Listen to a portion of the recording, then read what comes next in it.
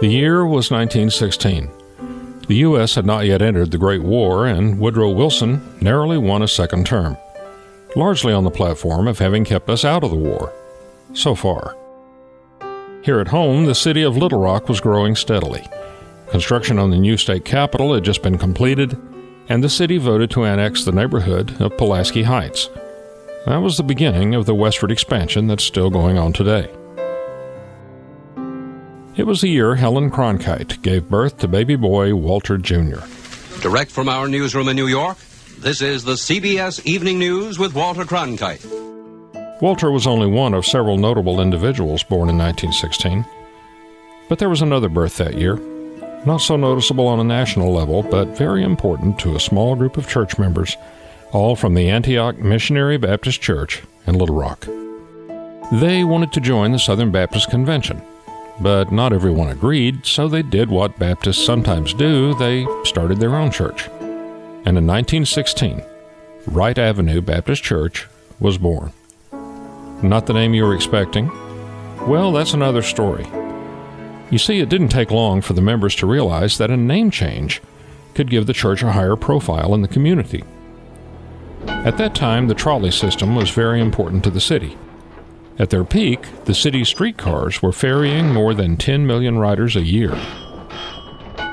Since the church was located near the end of the new South Highland line, they decided the name would be informative and an appropriate identifier. And South Highland Baptist Church adopted the name we still have today.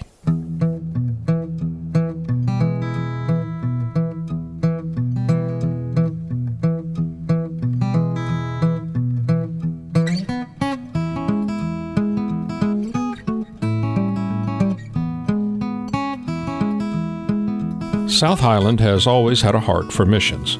Even in the early years, the members gave readily and willingly to support missionary efforts. The numbers? Well, times have certainly changed, and so have the amounts. We don't have a total, but by now, South Highland's missions giving has certainly reached well over $1 million.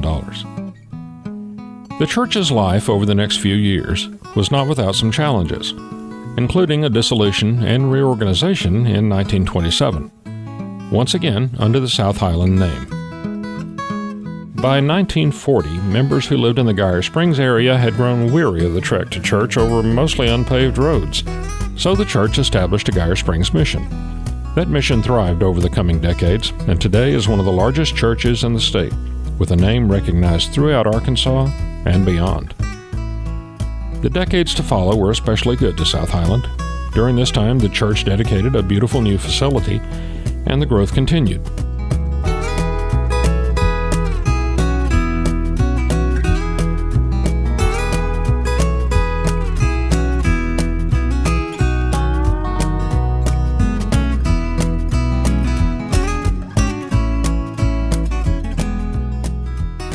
Then, the evening before Easter, 1977, tragedy struck. The church sanctuary was heavily damaged by fire. Though no one was hurt, the loss left the church with a need to reassess its future. With much prayer and God's guidance, the decision was made for the church to leave the neighborhood that it had long called home and move to a beautiful tree-shaded property on West 36th Street. There, construction began, and a new building was completed in 1980. South Highland Baptist Church had a new home. An educational wing was soon added, and the church facility was ready to face the years ahead.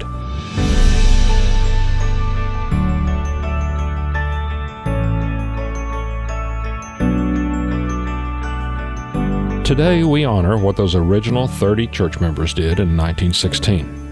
We give thanks that they had the foresight to think that it was a prudent decision to join the Southern Baptist Convention. They were right. And today, South Highland Baptist Church celebrates its 100th birthday and a century of service to God and His people.